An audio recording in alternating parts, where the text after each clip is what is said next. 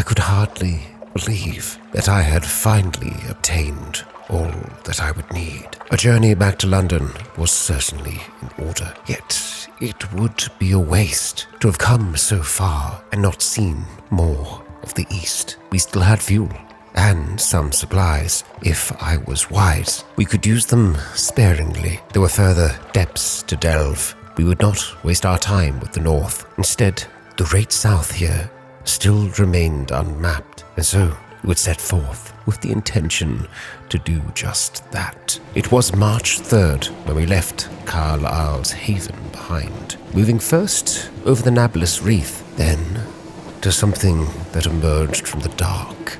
The remains of some great sea beast. We traversed as cautiously as we could through the remains, with our trusty bat screeching to the west. There was something out there in that dark. I was determined to find it.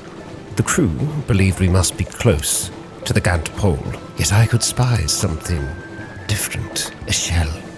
A shell as big as a wild dream, and a port. Shabbleport, to be exact. This was the Chelonate. Waves lapped the slabby sides of a vast turtle shell, bigger than any cathedral. Chelonates loafed on wooden docks around the shell's sides, staring sullenly in a festive butcher's window, and all around us the sea was rank with scraps of ancient flesh. I began to compile my report, yet no matter what details I tried to record, the stench crept in around the edges of every sentence. The Chelonates, watchful despite the reek. Movement among the miasmic scraps of long-abandoned monster carcasses. Frequent duels where the stink is thickest. It truly was inescapable. After compiling the report, I could hear someone crying out, "Tales for the bone!" It seemed they had some unusual wares. A scrawny man squatted beneath an awning of gant-colored whaleskin. "Bring me your tales!" he cried. "Tales for the bone!" I had quite the story to tell, yet it was not a tale that I would spin to this man. No, that tale was bound for London. This scrimshaw chronicler would have to wait for yet another story. As I left, I happened upon a flesh merchant, one that even the Chelonate's hardiest folks kept their distance from. "For the flesh," he slithered, drool pouring from between his rotten teeth. "The Gant Pole, where the beathies die. Bring flesh, we sells it to the turtle eaters. Flesher meat, big monies to make." I could barely understand the man, nor could I stand him. I left to explore a notch in the shell, where a number of interesting trinkets were traded and where others were requested. Yet there was nothing that took my interest. I left with the intention of seeing this Gant Pole. Any of the crew assumed that it would be a physical pole. They did not take the news well, as I attempted to explain the meaning. Once they had settled, we continued our voyage further south. To our west lay Khan's shadow, and now we neared Saviour's Rocks. Great webs spun from stone to stone. Yet we knew we would find no Saviour here. We would voyage further still, not before encountering the horrific creature that called these waters home. Its acidic spittle caused us great distress, melting through part of the hull. Yet I remained stalwart in the face of great danger. Off the bow, we caught sight of a port. We pushed on as fast as the sea shower would let us, and for a moment we had gained safety.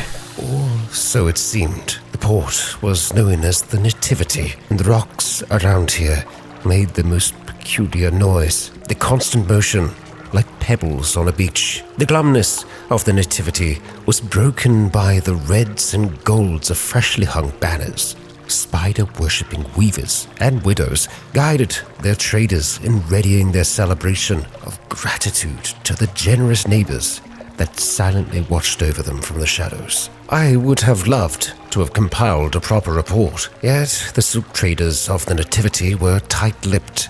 A cask of mushroom wine would loosen their tongues, yet for now we were wineless, so no report was to be made. Yet we were here, and we needed time for the ship to be repaired. I knew that the assistance of an experienced captain and crew would hardly be turned down. There were quiet murmurs of appreciation.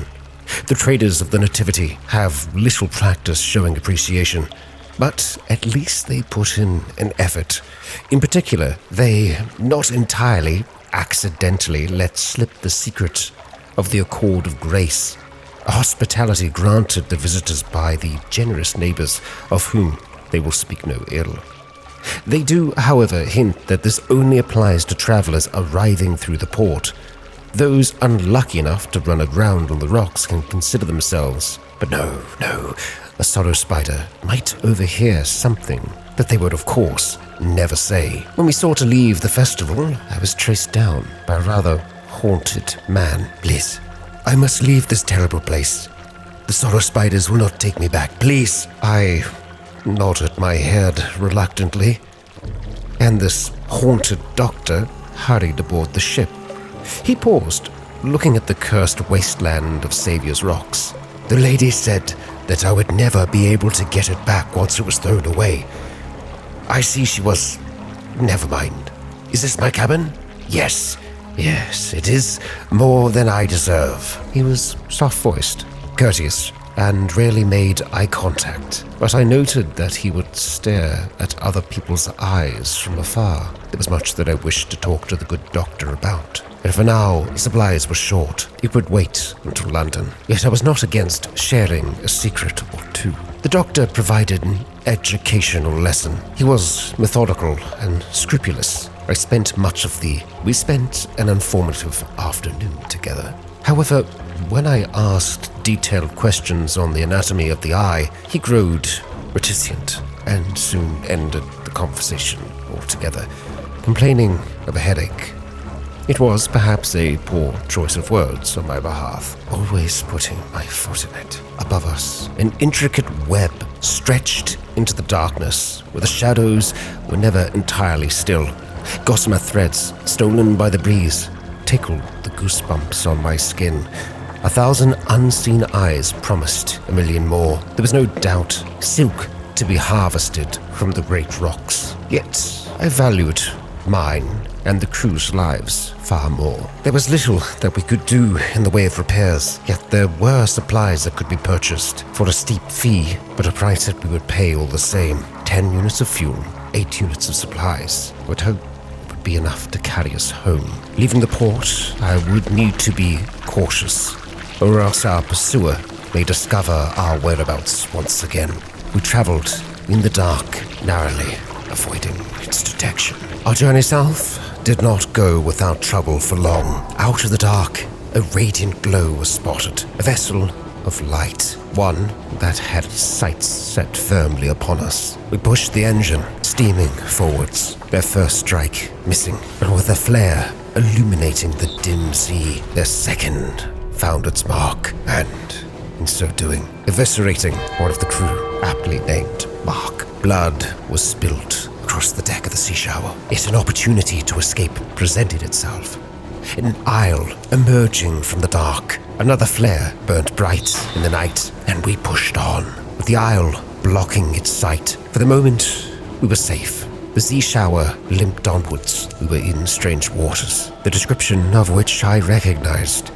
We were approaching the Empire of Hands. Here, one would need to clasp their soul tight, lest the Pentecost apes take them from them. For myself, though, that was not something to fear. That's strange. Nevertheless, she was to keep mine safe. As we moored up at Port Stanton, I flipped through old pages from London. In the name and by the power of her enduring majesty, a trade embargo and quarantine is in absolute perpetuity, has hereby been declared on the Empire of Hands. 1. No ship from London is to permit aboard a Pentecost ape without express and prior permission of the Admiralty. 2. Any and all acts of spiriphage are prohibited. 3. They know what they did. Beware of stowaways. Keep a tight grip on your soul.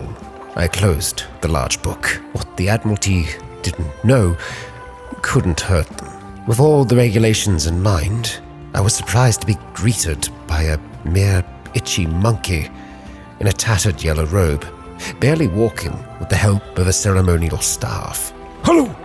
cried the mayor in a broken voice of one not yet used to human speech.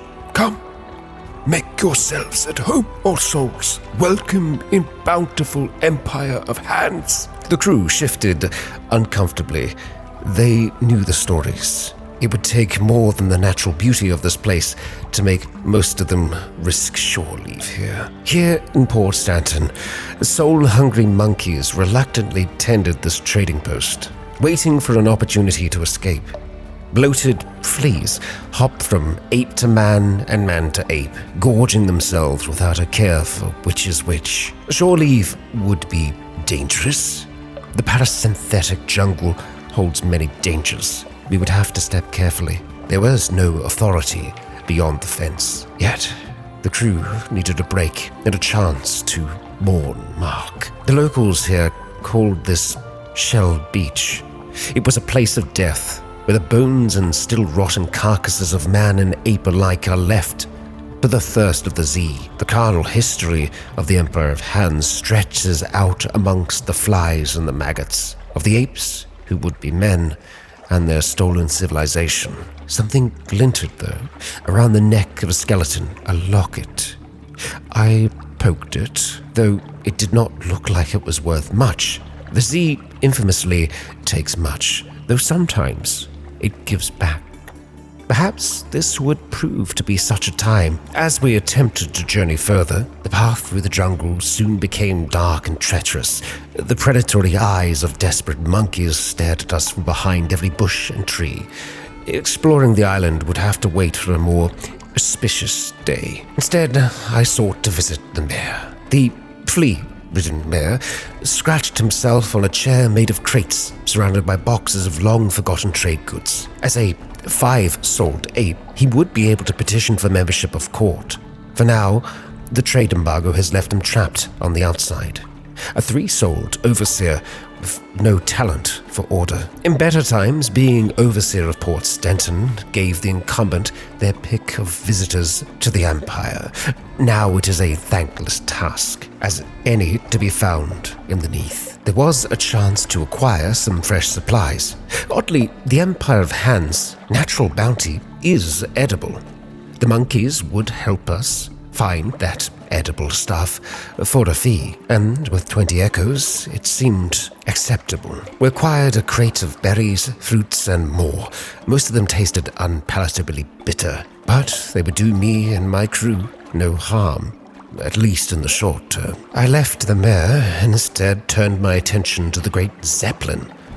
There was intense work underway across the bridge. However, as I approached, 2 monkey guards wielding rifles and rusty bayonets blocked the bridge. "This is not for your eyes, outsider. Avert them.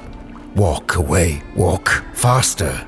Good human." I was satisfied that we had seen all that there was to see, and so we set out once again, traveling further to the south. On the 8th of March, we had entered the Chelonate. There was a wild and glorious scent in the air, a kind of light. Why was it that sailors feared this place? We sailed through Ewan's Way before a shimmer caught my eye. No, not a shimmer. It was the sun. The isle was named Aestival, and quite miraculously, the sun shone here, a great beam of sunlight bathing the island. I squinted into the dazzle. Far above, there was a hole in the cavern roof. In the light, we spied beaches of white gold sand, trees heavy with bright fruit, the reds and blues and greens of the surface. I would write fast. The light was known to Scar. My eyes watered, the pages blurred. This report was one of joy-filled complaint. Aestival, it has a beauty too bright to be appreciated. Perhaps the Admiralty would still find something of use in this report. We had in the hold an empty mirror-catch box. If this really was sunlight, then perhaps we could catch it. I opened the box wide and I filled it successfully, but the sunlight had lit a fire in my bones. I struggled back to the ship. While I waited for the fever to subside, I would need to be wary. This was true sunlight, and it can bring about unpredictable death to those who have spent too long down here in the dark. After recovering somewhat, we could spy something, some sort of installation, and what looked like a handsome country house. Who was here, and what happened to them? The garden was overgrown with berry bushes, a wooden trestle table set for a meal. Chairs were strewn with bones, a half-dozen skeletons, and a red-breasted bird perched on a grinning cranium. It cocked an eye at me and burst into song, a liquid, thrilling sound. It seemed unperturbed as I approached to poke through the bones. There were no signs of violence, no fire, no bullets, no bites. These people died peacefully, sitting down to breakfast as the surface sunlight spilled over them. Sunlight can kill at any time. The longer we remained here, the more danger we were in. So, why did they stay? Perhaps they stayed because Aestival is as beautiful as anywhere in the Neath, and 10 times as generous. It's a fine place for a colony. One could found their own pocket kingdom if one could do something about the sun. But what? What has the power over sunlight? What makes the impossible possible? I would ponder the thought. The crew wanted to see what they could find as well, so we set to the beaches. If we were lucky, we might pick up treasures. More than likely, we'll pick up bits of woods and the occasional interesting arthropod. Strolling along the beach, I happened upon a nasty glob of goo. It lied on the shingle like a discarded heart. I scooped it up, wrapped it in cloth, and carried it cautiously back to the ship. Perhaps it contained something less disgusting. But for the moment, I had an unproposing mass, an appalling glob of organic matter and dripping fluids. Perhaps the cladly air would be intrigued. I was certain, though, that there was something inside. Surely the mass wouldn't keep, but it seemed tasty. It was bland but sustaining. Rather like eating trout. If the trout had tried to kill you a few hours ago, my hunger was satisfied. As much as we wished to linger, we simply could not. Leaving the great isle behind for now, we continued our journey ever southward. Then, rising out of the dark, a great hand and a still face below the surface. It was the sea of statues. Yet, we were not alone here. Another glorious golden vessel lingered, catching sight of the sea shower, snuffing out the light. We'd hoped that we'd been unnoticed, that we'd be fast enough to escape. Maneuvering around the giant stone beings, we found ourselves free, but for a moment. As to the south, another gleamed bright and strong. Careening to port, we turned hard towards a scent being carried by the sea. Salt, frost, and cellars, spices on the wind. Through that wind, more stone was spied. Yet this was no giant, but rather a castle, large and proud. We navigated through the narrow entrance before settling in the port. An old voracity lived here in the far reaches of the sea. The priests of this place were long gone, but sacrifices were still made. Perhaps the sea had brought us here to make a sacrifice. Perhaps the sacrifice was me. I wrote a report. Silence, desolation, the sense of an impending and terrible mistake. Everything was horrible in this place. It's not really an appropriate title for a formal report, is it? No, I'd find something else, something a little more cynical. Yet, we were still alive. Our journey had taken us far, far along the eastern coast of the known sea. The sea shower was battered, yet our spirits were still high. None of the crew were under the illusion that sailing the sea was safe. The loss of one of our own, whilst expected, hurt nevertheless. Staring up at that great stone heart, I pondered how much blood had been spilt on the stone. I was resolute, keeping all of our blood and leaving this place just as soon as those ships sailed away. One can hope, one can dream.